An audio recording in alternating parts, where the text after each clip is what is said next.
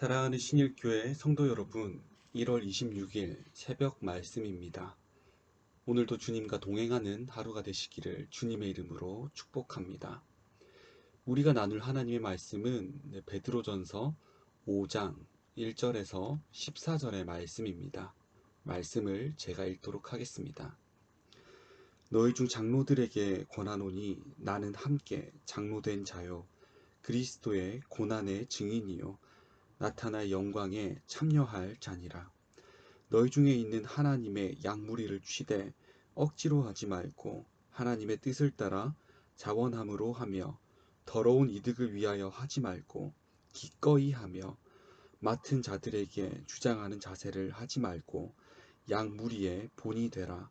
그리하면 목자장이 나타나실 때 시들지 아니하는 영광의 관을 얻으리라. 젊은 자들아, 이와 같이 장로들에게 순종하고 다 서로 겸손으로 허리를 동이라.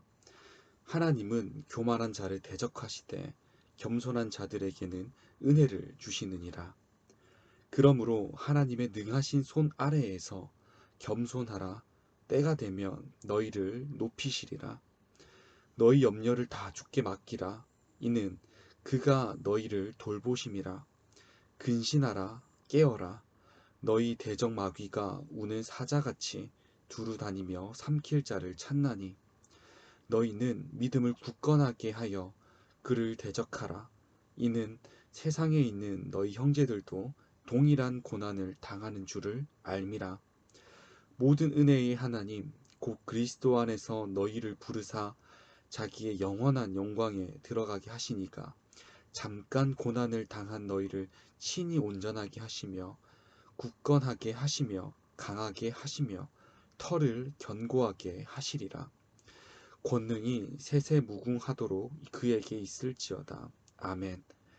내가 신실한 형제로 아는 실루안으로 말미암아 너희에게 간단히 써서 권하고 이것이 하나님의 참된 은혜임을 증언하노니 너희는 이 은혜에 굳게 서라. 택하심을 함께 받은 바벨론에 있는 교회가 너희에게 무난하고 내 아들 마가도 그리하느니라.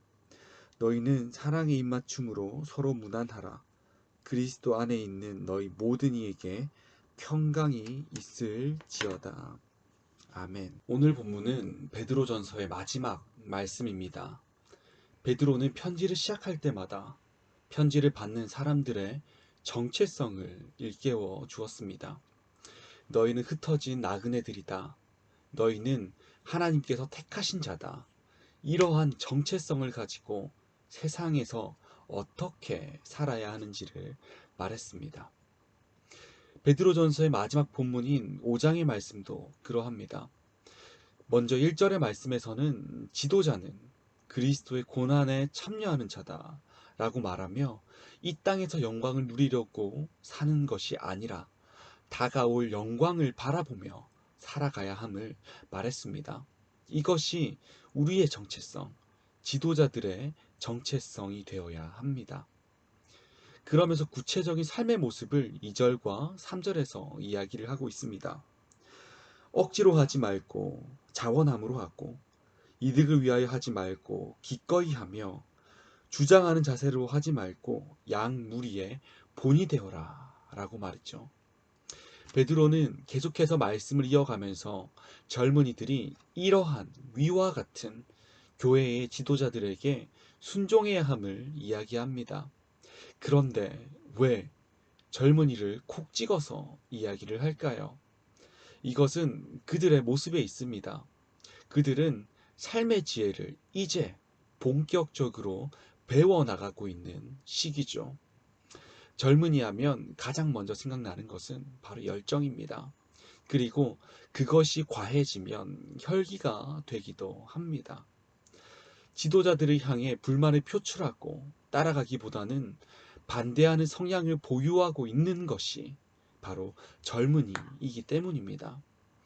그러한 자들을 향해서 교회가 세운 지도자들에게 순종해야 함을 베드로는 권면하는 것이죠. 그러나 그저 무작정 순종만 이야기하지는 않습니다. 그것에 그치지 않습니다. 더 나아가서 지도자들이 젊은이들에게 겸손해야 하며 또한 젊은이도 마찬가지로 겸손해야 한다. 즉, 서로가 서로에게 겸손해야 함을 이야기하는 것입니다. 서로가 서로를 존중하고 배려하며 하나님의 교회를 세워나가라 라는 의미인 것이죠. 이러한 말을 5절에서 베드로는 허리를 동이라 라는 표현으로 나타내고 있습니다. 이 허리를 동이라 라는 표현은 우리를 예수님의 최후의 만찬자리로 이끕니다. 예수님께서 수건을 동이시고 제자들의 발을 씻기시는 그러한 모습이죠. 예수님께서 겸손한 모습으로 제자들의 발을 씻기셨듯이 우리도 서로 겸손함으로 서로를 섬기라는 것입니다. 그리고 베드로는 6절과 7절의 말씀을 통해서 너희는 겸손한 모습을 취해야 한다 하며 강조하고 있습니다. 왜 이런 겸손을 강조하는 것일까요? 사랑하는 신일교회 성도 여러분, 겸손의 반대는 교만입니다. 교만하다는 것은 모든 것을 자신이 결정하는 것으로 다 살아가는 것을 말합니다. 그렇다면 겸손은 무엇일까요? 겸손은 자신의 연약함을 알고 하나님을 바라보며 살아가는 삶의 태도인 것입니다. 베드로가 계속해서 겸손하라고 이야기하는 것이냐면 삶의 주인인 하나님을 바라보라, 삶의 주인인 하나님을 계속해서 바라보라는 것입니다. 왜 그러하냐면 7절의 말씀에서처럼 하나님께서 우리를 돌보시고 살피실 것이기 때문입니다. 또한 이어서 베드로는 마귀를 대적할 것을 말합니다. 그리고 그 방법이 깨어있는 것입니다. 우리가 이 땅에서 정체성을 지키며 살아가는 것이 바로 깨어있는 것입니다. 바르게 판단하며 살아가는 것입니다. 우리가 바라보는 세상의 기준을 하나님을 통해, 하나님의 말씀을 통해 판단하는 것입니다.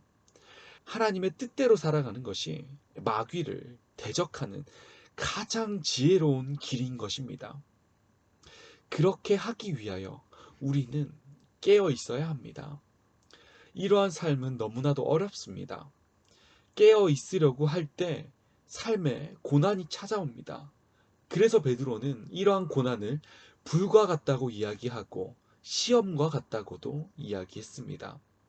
그러나 우리는 홀로 이 길을 가고 있지 않음에 위로를 얻을 수 있습니다. 9절의 말씀을 제가 다시 읽겠습니다. 너희는 믿음을 굳건하게 하며 그를 대적하라. 이는 세상에 있는 너희 형제들도 동일한 고난을 당하는 줄을 알미라. 너희 형제들도 동일한 고난을 당하는 줄을 알미라. 무슨 말입니까? 나만 겪는 것이 아니라 그리스도인 모두가 함께 고난을 겪고 있는 것입니다. 나도 겪고 너도 겪고 그러니 우리가 서로 바라보며 이 길을 나아가자라고 권면하고 격려하는 것이죠. 그렇기 때문에 그리스도인의 공동체는 너무나도 중요하고 소중한 것입니다. 우리는 예배를 드리며 하나님과의 관계를 맺어갑니다. 기도를 하며 하나님과의 관계를 맺어갑니다. 그리고 그 공동체 속에서 다락방의 나눔을 통해서 정체성을 확인하며 위로를 나눕니다. 이 소모임을 통해 삶을 쉐어하고 같은 방향을 가지고 나아갈 수 있는 힘이 여기에서 나오는 것인데 지금 이 코로나19의 상황은 한쪽 날개를 잃은 천사와 같습니다. 사랑하는 신일교회 성도 여러분, 그렇다고 해서 우리가 반쪽짜리 신앙을, 반쪽짜리 믿음을 가지게 된 것은 아닙니다. 익숙치 않지만 어디든 그리스도인의 공동체가 존재합니다. 가정이 있고요. 직장이 있고요. 관계 갖는 모든 사람들이 있고요. 그리고 말씀을 듣고 지금 보고 계시는 여기에도 주님의 공동체가 존재합니다. 익숙치 않고 약간 낯선 상황에 놓여 있지만 계시는 그곳에서 주님의 공동체는 늘 형성되어 있으며 또한 그 성도님들이 계시는 그 자리에서 공동체를 형성하며 누리며 정체성을 확인하시기를 주님의 이름으로 축복합니다. 각각 개인이 은혜의 강물의 한 줄기가 되어 거대한 말씀의 거룩한 호수가 되시기를 기도합니다. 마지막으로 베드로는 14절의 말씀으로 베드로전서를 마무리합니다. 이 말씀을 읽고 말씀을 마무리 짓고자 합니다. 너희는 사랑의 입맞춤으로 서로 무난하라. 그리스도 안에 있는 너희 모든 이에게 평강이 있을지어다. 아멘. 사랑하는 신일교회 성도 여러분, 우리가 겸손함으로 서로를 섬기며 서로 사랑함으로 서로를 사랑하며 주님의 공동체를 꿈꾸고 가꾸어 나가는 하루가 되시기를 주님의 이름으로 축복하고 기도합니다. 기도하겠습니다.